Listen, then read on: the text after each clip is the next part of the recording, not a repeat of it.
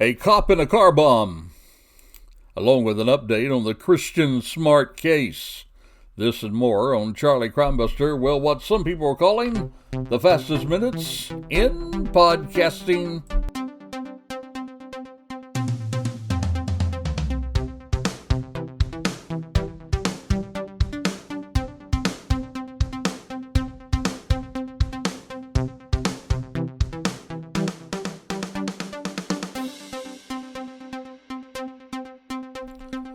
Well, hello and welcome. Now, we've been keeping you updated on the Kristin Smart case. That's a 26-year-old cold case that's just now going to trial. But today, we're going to introduce you to another cold case. A cop and a car bomb. Over 30 years now, and still no arrests. We're going to get you up to speed on that in just a moment, but first let me say welcome to our new listeners. We get them every week. And we send appreciation to those of you who have subscribed and keep up weekly to our podcasts. We are indeed grateful for the thousands now of downloads to our podcasts. Hey, please take the time to leave us a 5-star rating on Apple or a good review on your favorite podcast platform. Hey, that helps us get the word out. You see, we usually share how to keep you and your family safe as we cover true crime. Also, I want to urge you to reach out with a shout-out. That's right, reach out with a shout-out. You can reach me directly, charliecrimebuster@gmail.com. Appreciate your suggestions, questions, even if you disagree. Love to hear from you. Hey, our story today is about a real hero, the kind of heroes we support through our Peacemaker Network. Please take time today to go to peacemakernetwork.com. That's peacemakernetwork.com. You can see how we support these heroes, and you too can become a part of it. You can become what we call a badge, B-A-D-G-E, badge supporter. You can help us support these brave men and women for as little as $3. You can become a part of the team of supporters to our law enforcement, first responders, and the military. Now, to our focus. On February the 15th, 1990, a decorated cop working a dangerous undercover assignment. Well, he went to start his white caddy. That was his undercover vehicle. He started his car and ended his life. A bomb exploded. Screws, nails, other bomb components, well, unfortunately invaded Detective Dennis Wustenhoff's lower extremities and body. That explosion, well, obliterated his insides, caused him enormous pain. A nearby neighbor who was a fireman, well, he rushed and rendered aid. First responders came, placed him in those shock trousers. They prepared him to be airlifted to a nearby hospital. Now, Dennis, our hero, he was conscious. He told his neighbor to please let his family know that he loved them. And Fran, Melissa, Kevin, Jennifer, well, their lives changed forever on that day. Dennis's wife, Fran, well, she was located at a local school where she worked. The children were reached at school, all brought to the hospital by police escort. Now, they were told that Dennis had a strong heart. He was a fighter. Everybody was hoping and praying for the very best outcome. So just who was this cop? A fellow officer who was assassinated by a bomb. His name is Dennis Wustenhoff. He's a real hero. He served with honor in Vietnam. A decorated war hero, an MP, received the Bronze Star, Purple Heart Medal. And upon his return from defending his nation's interests, well, he joined the Suffolk County Police Department in New York. There, he received 20 accommodations in just 2 decades of service. He's described as an officer that, although in a dangerous, stressful job, well, he still took time to be a loving father, a great provider to his family. His daughters, well, they described him as a great dad, took them motorcycle riding on his Harley, attended the sports events and the dance recitals. Even on the day before the explosion, well, our hero, he took the day that he was scheduled to work, he took it off, just so he could attend Valentine's Day father-daughter dance with his daughter. Hey, that was just the kind of man Dennis was. He even allowed his girls to braid his undercover long hair, color in his tattoos. Yet our hero, as all heroes, was human. He had confessed to his wife with great sorrow that he had an affair with a fellow worker, who happened also to be another cop's wife from a nearby jurisdiction. Yes, it is an unfortunate occurrence that happens. Good people make bad mistakes. Now, Dennis and Fran, they were in the process of healing their marriage, working on the relationship, committed to each other. Yep, when tragedy struck. February the 15th, 1990 happened. Fran, Melissa, Kevin, Jennifer's lives, again, will just never be the same. 3 hours into surgery that day, well, Fran is notified of our hero's death. It is now 32 years later and still no justice. No justice for this incredibly beautiful family and our decorated hero in blue. Just why is that? Why no justice after all this time? After all, it was a cop who was killed. We're going to get to that in a moment, but now it's time to update you on another cold case that we've been following, the Kristin Smart case. Here is where we are now in trial 26 years later. Now, we can describe the ongoing trial the last couple of weeks with 3 words: burial, removal, confession. Those 3 words summarize the past 2 weeks and the long-awaited path to justice for the Kristin Smart's family. You see evidence in court that was submitted? Well, it does suggest that Kristin Smart's body was buried under the deck of Paul Flores' father's home. That's Ruben Flores. Yep, experts, they're coming forth with damaging evidence.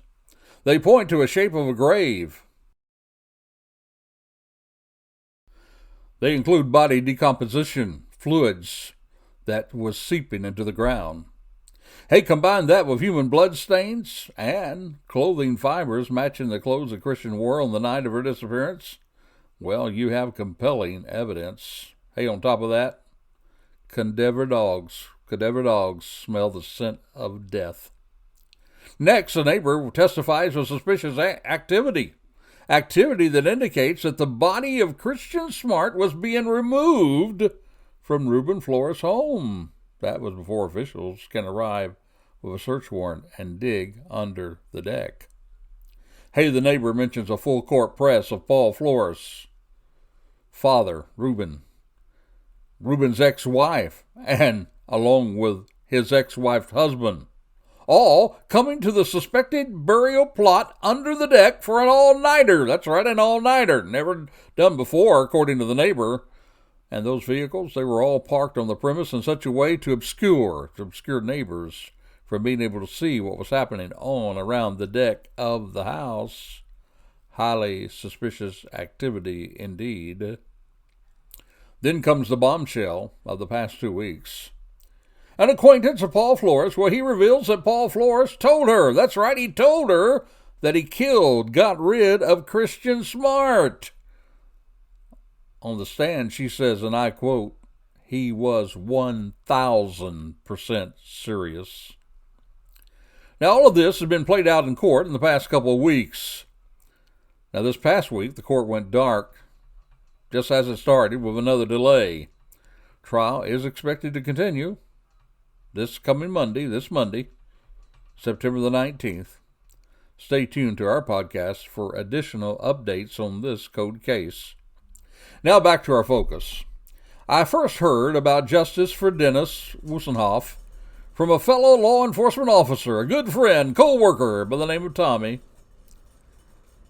Just as we had joined with fellow podcasters 2 years ago when Kristin Smart had not seen justice. 2 years ago we did a podcast along with others about Kristin Smart. Then it was just another cold case. But now it's going to trial. So now we join again. We join again with other true crime podcasters to focus on this important unsolved case. More importantly, for Fran and her 3 children, Melissa, Kevin, and Jennifer, we wish justice for Detective Dennis Wustenhoff. He and they deserve it. By the way, his son Kevin, he's a brother officer who proudly wears the same badge number as his father wore before in the same department. And we do know, my friend, from experience that it often takes exposure to turn cold cases into hot ones. So I'm going to ask you all to take the time to share this episode with as many people as you possibly can. Help expand exposure to a case that should have come to trial by now. Hey, I gotta confess, though, that on my first dive into this case, well, I thought that maybe there's just not simply enough evidence to bring this to an arrest, much less a trial. But now, my friend, I'm not so sure about that statement. In fact, I'd be interested in hearing what you think about the chances of this going to trial.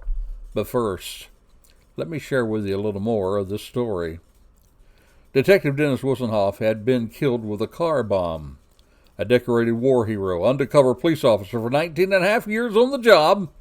Well, he has just lost his life in the line of duty. So who did it?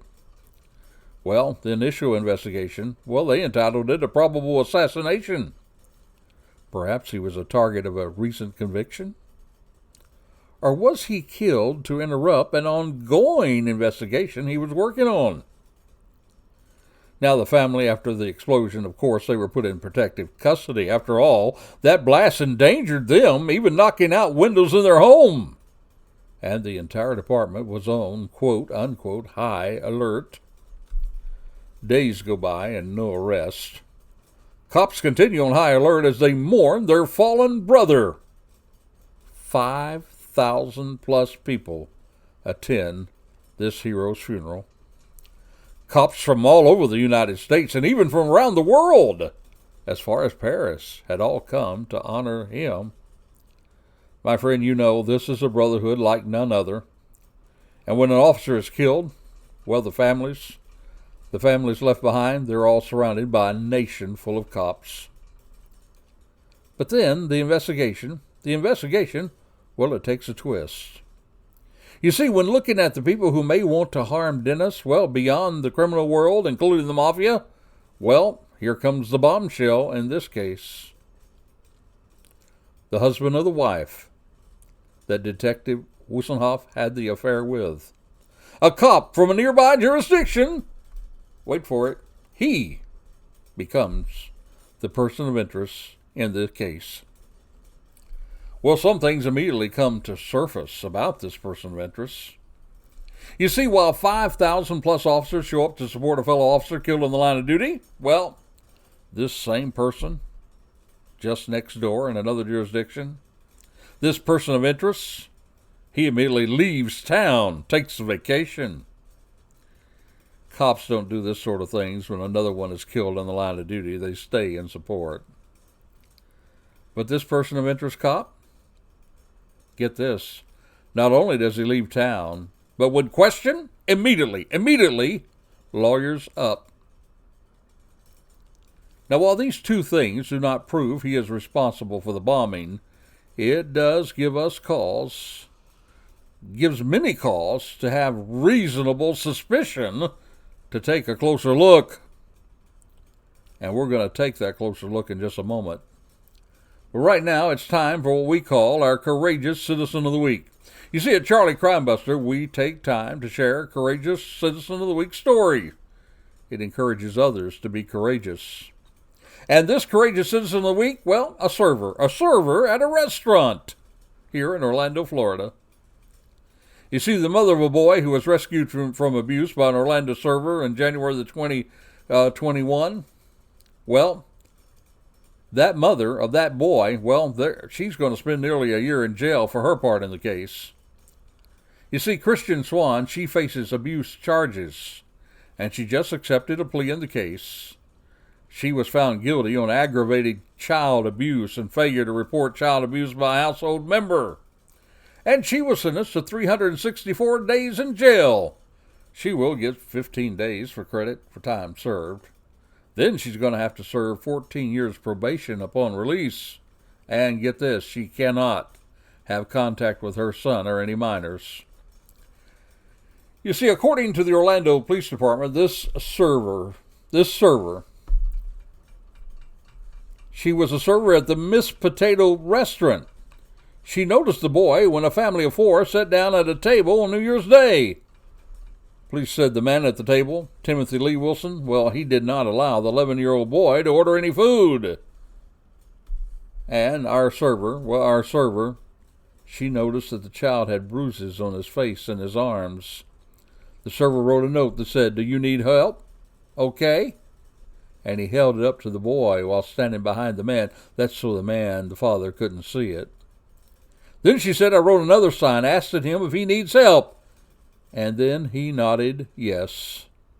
And this server at Mr. Potato, she's being held as a hero after coming to the rescue of an 11-year-old boy who, according to Orlando police, was being abused at home.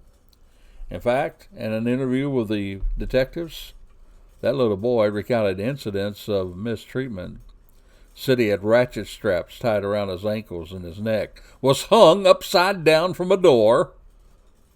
And the boy also said he had been struck with a wooden broom, handcuffed, and tied to a large moving dolly.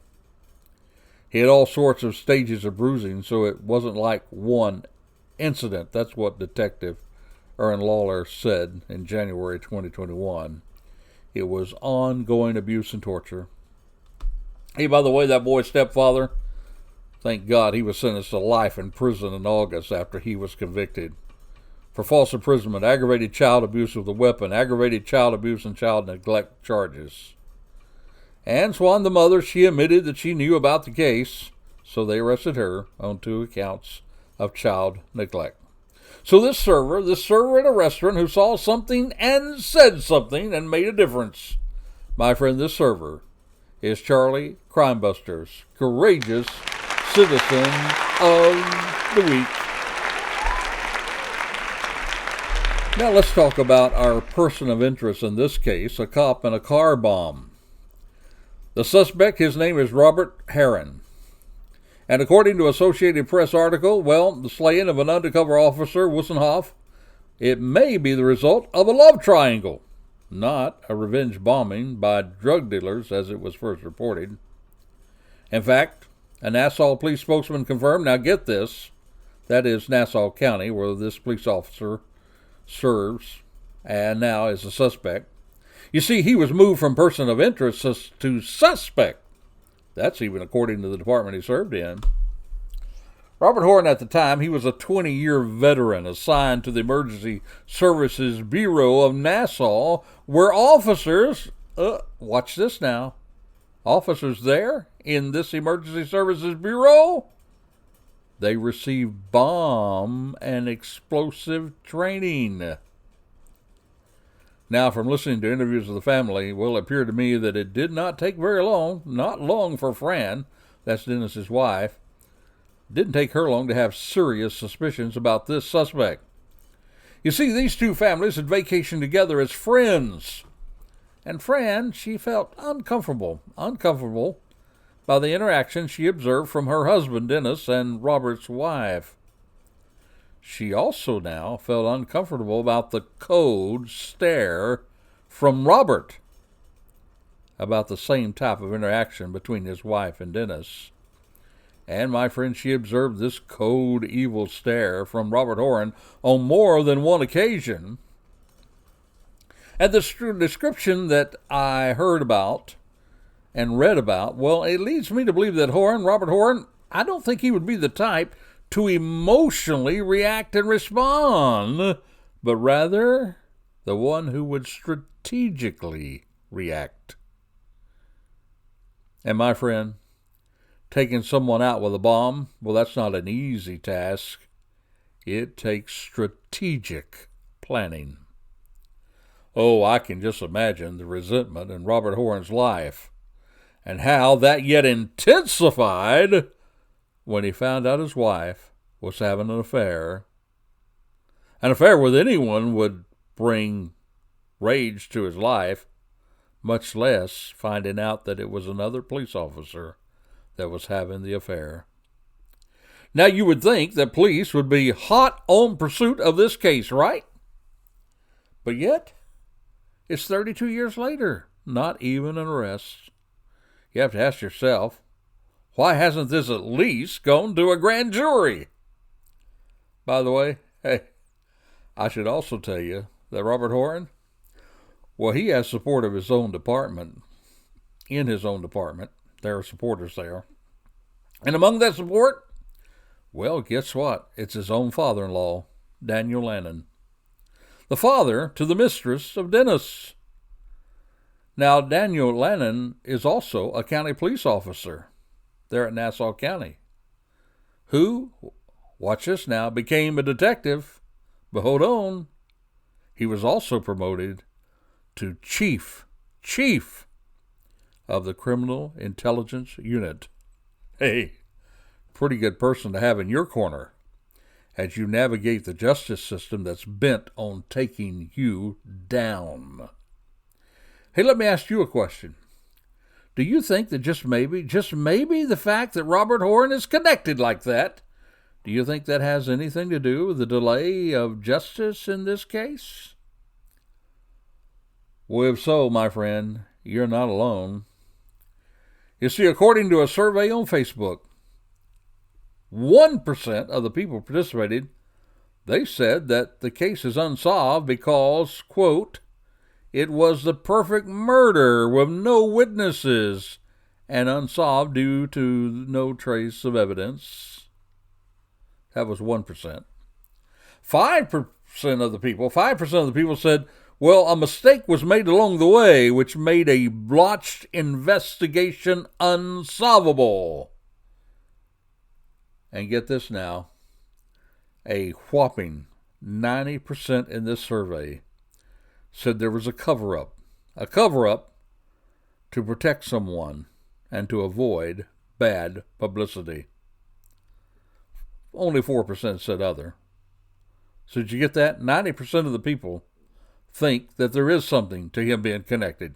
90% of the people think there was a cover-up. So I guess now you can see why people are passionate about getting justice for Dennis Wustenhoff and his family. Now, my friend, I got to tell you, there's even more evidence to consider. And I'm going to take the time to bring that to you on next week's podcasts. It's going to be part two of the cop and the car bomb. But first, let me take the time to recruit you for the movement of justice for Dennis Wustenhoff. You see, you can go to their Facebook page. It's simply titled Justice for Dennis Wustenhoff. You can become a follower there. You can like the page. You can read there how you can get involved. And let me ask you, share this episode with your friends. Encourage them to share it with their friends. Remember, it's the grassroots exposure that will turn a cold case into a hot case. More importantly, if you do have information that might help solve this case, then let me encourage you to call the police department investigating it. Call them 631-852-6392. If you have information that might help solve this case, again call 631-852-6392. Or you can call Crime Tips, 1-800-220-TIPS. 1-800-220-TIPS. That is 1-800-220-8477. Now, of course, we're going to leave contact information, these numbers, in our show notes. By the way, there is a substantial reward offered. But my friend, more importantly, if you have information, share it because it is just right to do so. This family and Dennis deserves to see justice done. Now we're going to continue next week with the cop and the car bomb. And I'm going to share with you, now get this, I'm going to share with you evidence that will demand a verdict. And you can vote your own verdict next week as we share with you material now that the prosecution already knows. And you can decide if they should act on it today. So tune in next week as we continue A Cop and a Car Bomb. And justice that is delayed, which I say justice delayed is justice denied. And you can be part of a groundswell of people who are now saying enough is enough. Let's move this case forward. But until then, let me encourage you. Charlie Crimebuster says, stay safe, stay alert. Well, for the life you save, yep, it may be your very own.